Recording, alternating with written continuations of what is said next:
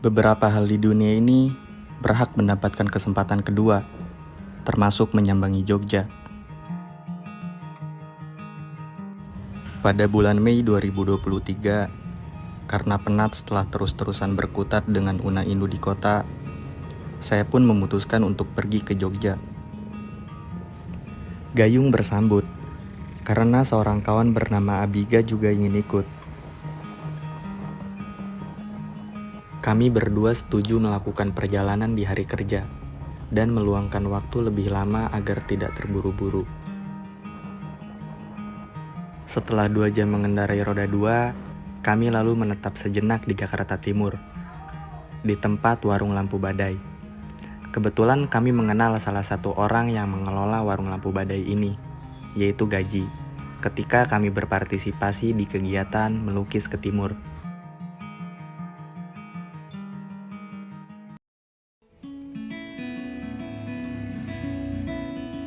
Di warung lampu badai, kami merebahkan lelah sebelum kami melanjutkan perjalanan menuju Jogja.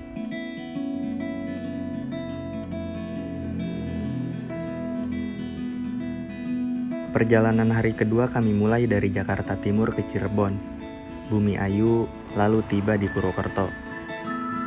Sesampainya kami di Purwokerto, orang yang menolong kami bernama Rijal Mupaki, seorang kawan lama yang sedang meniti pendidikan di salah satu universitas di Purwokerto.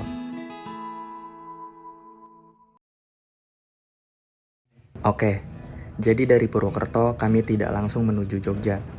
Kami terlebih dulu pergi ke Kebumen.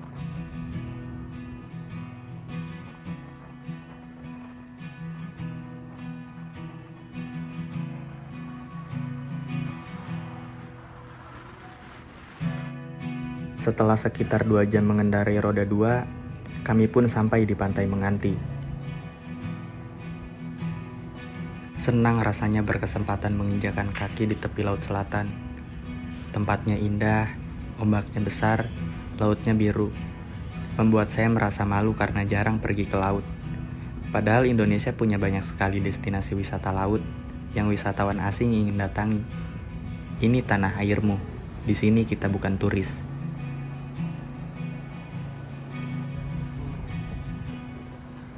Setelah itu, kami lalu pergi ke sebuah tempat yang bernama Bukit Jerit. Setibanya kami di Bukit Jerit, hal pertama yang kami lakukan adalah registrasi diri, dengan biaya secara sukarela alias seikhlasnya. Lalu turun sedikit ke bawah, untuk melihat keindahan yang sebenarnya. Berbeda dengan Pantai Menganti, Bukit Jerit justru sangat sepi. Abiga sampai berkata, kelak jika tempat indah ini ramai, ada bagian dari diri kami, bagian dari diri setiap pengunjung, yang berdampak pada pengunjung selanjutnya, yang akan membuat Bukit Jerit menjadi lebih baik, atau justru tak terawat dan terabaikan. Mari kita menjadi pengunjung yang mawas diri, dan jangan tinggalkan apapun kecuali jejak.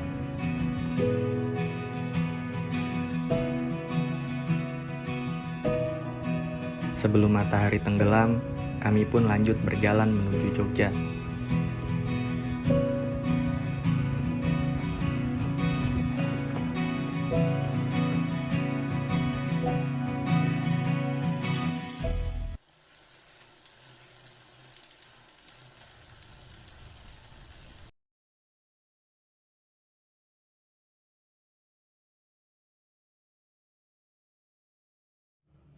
Paginya, kami berpamitan dengan Mbak Anti dan Mas Riki.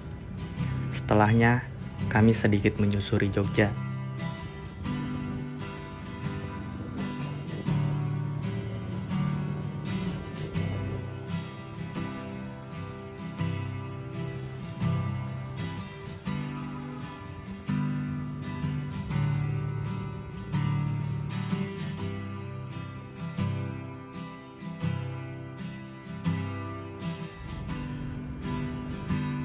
Setelah sedikit menyusuri Jogja, kami lalu mampir ke situs Warung Boto.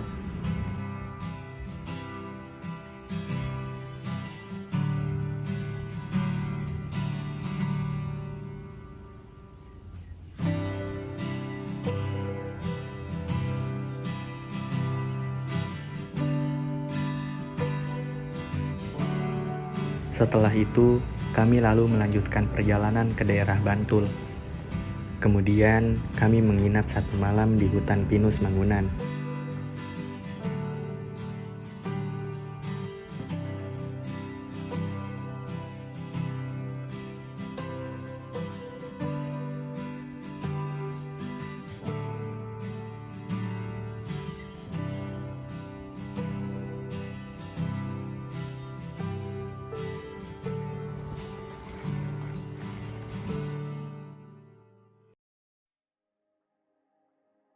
Pagi itu, kami bangun lebih dini. Saat kami bangun, kami berkesempatan melihat aktivitas para terabaikan di balik hutan pinus Mangunan. Bapak ibu itu usianya lebih di atas 45 tahun. Mereka datang satu persatu sejak fajar masih diburu, guna membangun akses-akses penambah untuk tempat ini. Membuat kita, yang perannya sebagai pengunjung mestinya harus semakin sadar jika kebahagiaan kita dibatasi dengan kebahagiaan orang lain. Mengingat ada beberapa tempat yang dibuat dengan air keringat, bahkan air mata, untuk keberlanjutan hidup bersama, pengunjung, juga pengelola. Mungkin nanti untuk anak cucu kita. Sehat-sehat Bu, Pak. Semoga hutan pinus Mangunan tambah ramai, tapi juga tetap indah tak terabaikan. Kemudian kami kembali ke Jogja, lalu mampir sejenak ke Taman Sari.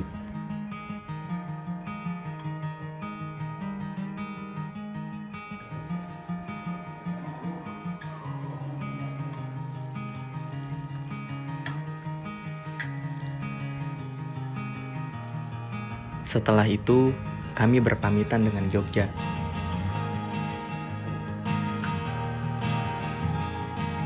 Terima kasih Jogja, terima kasih.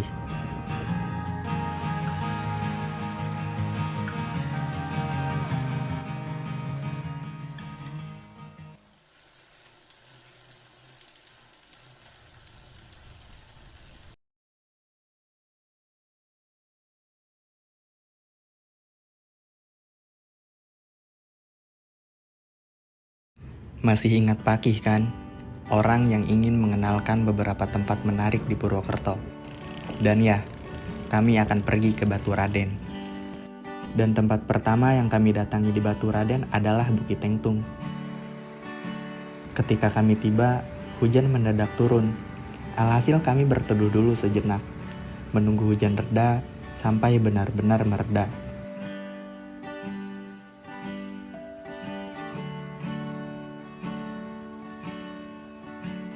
Kemudian setelah itu, kami baru berjalan lagi.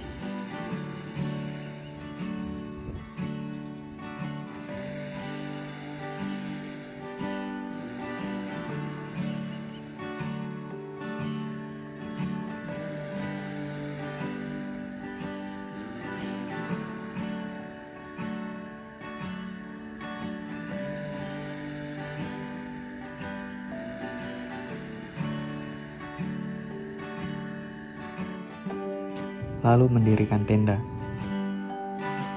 Setelahnya memasak, terus mensyukuri hal-hal kecil sebelum akhirnya kami semua terlelap.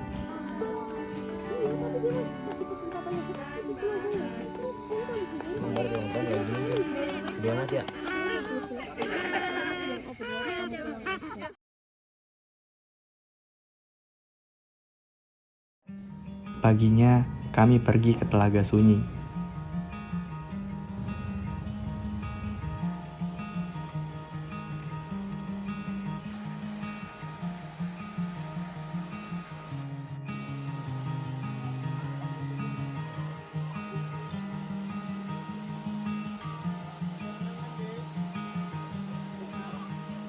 Kemudian berenang di sana.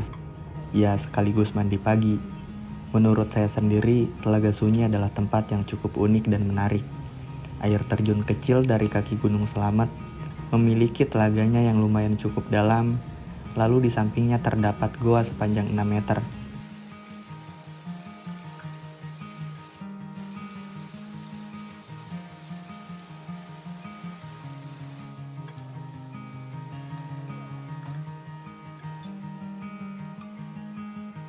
Sehabis dari Telaga Sunyi, di jalan pulang kami berhenti sejenak untuk melihat kawanan sapi yang biasanya cuma kami lihat dibungkus permen.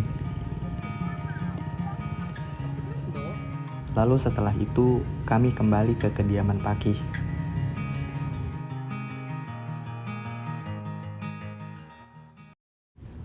Di hari ke-9 atau hari terakhir, kami pun berpamitan dengan Pakih, turut mensyukuri karunia Sang Maha Baik. Lalu setelah itu, ya perjalanan kami selesai. Seorang kawan pernah berkata, kita kadang berpikir kita ingin menghilang, tetapi yang kita benar inginkan adalah ditemukan. Semoga kita semua bisa menemukan apa yang ingin kita temukan. Tersenyumlah, selamat meraih impian. Bergeraklah, wahai perasaan.